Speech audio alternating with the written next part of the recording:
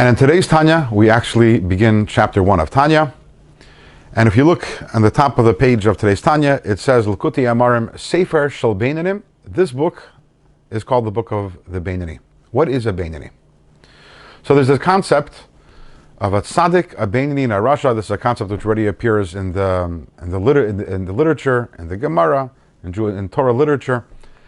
And a tzaddik is a righteous person, a rasha is a wicked person, and the Beinani is the intermediate. Now, the common conception of the tzaddik and Beinani and rasha before Tanya was that a tzaddik is someone who does more good things than bad things, more mitzvahs than averis. The rasha is someone who is mostly bad, does more wicked things than righteous things, and the Beinani, the intermediate person, is someone who's right there in the middle. Since this is the book which is addressed towards the Beinani, the first thing that the Alter Rebbe has to do in this book before anything else is we have to set the record straight. What exactly is the Beinani, so we know exactly who this book is addressed to and what it's trying to accomplish. So, to a certain extent, the first page and a half of Tanya is almost like restore to factory settings. In other words, erasing everything that you might know about tzaddik and Beinani and rasha up to this point, or whatever you thought you knew, and giving you a whole new understanding. Except that right now we're just doing the erasing. The new understanding is mostly going to come later on in chapters 10, 11, 12, and 13. So the first thing the Alter Rebbe establishes, and he brings multiple proofs from different passages in the Talmud and comes at it from different directions, is that a Beinani is someone, the Beinani is the intermediate person. The Beinani is someone who doesn't have even a single sin, which obviously that automatically explodes our entire paradigm of what a tzaddik, Beinani, rasha is. Because if a Beinani doesn't have even a single sin, then what is the tzaddik? And what is a rasha? And the Alter Rebbe, again, tomorrow we're going to get a little better understanding of what the tzaddik is, the Beinani is, and then later on in Tanya we're going to get an even better understanding. But actually in today's Tanya, we're not really accomplishing much construction. Today's Tanya is more about the deconstruction, and the Alter Rebbe does so by presenting a series of sayings of the sages in the Gemara that talk about the tzaddik, the Beinani, and the rasha.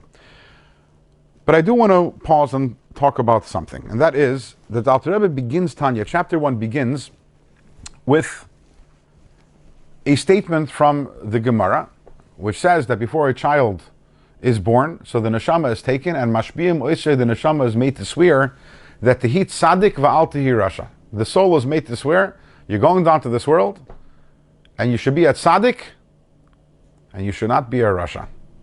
And what's fascinating is that the Sefer Shel Beinanim, the book which is directed towards Beinanim, and ostensibly is about teaching us how to be a Beinani, pretty much the first words of the book are, tehit tzaddik, be a tzaddik.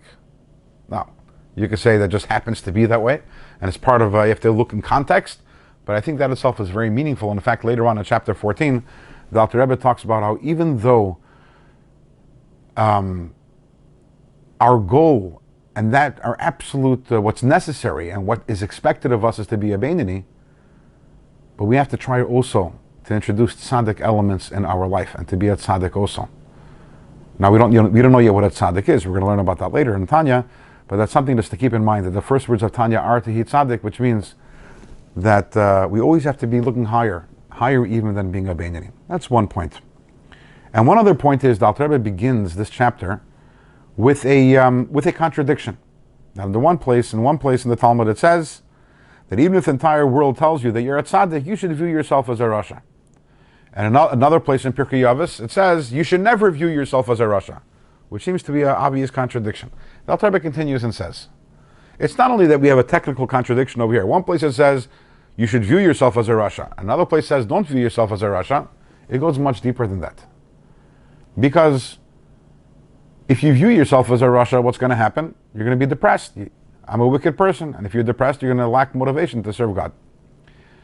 But what if you don't view yourself as a wicked person? Then you're just delusional, and or you don't think that what you do is important, and therefore it's not significant, so you don't view yourself as a wicked person. And what does that lead to? That leads to not taking yourself seriously, not taking your life seriously, not taking your actions seriously. So we have here this catch-22. And this is the first passage of Tanya. The first thing the Alter Rebbe says in Tanya, the Alter Rebbe is addressing a very existential issue that we all have. Because all of us have the parts of us, whether they're actualized in action or not, the parts of us that are the unsavory parts, the parts that we're not so proud of. And the question is, knowing who I am and being honest about who I am, and when I look at myself, do I look at myself as a rasha, as a wicked person, or not? It's easy to say, yeah, don't look at myself, I should consider myself, I'm amazing, I'm great, I'm wonderful. But then what does that come at the expense of? Then it's not important, those negative elements within you, you're never going to work on changing them, and that's not taking yourself seriously. What's the other option? Coming to terms, not coming to terms with it, and looking at yourself as an evil person, then what? Then you'll be depressed. And this is one of the huge issues which the entirety of Tanya is going to be dealing with. How do we deal with the fact there's parts of me that I'm not so proud of, parts of me that are holy, and how do I reconcile the both of them with the ability to live a life which is a spiritually wholesome life, an honest life, and a happy life?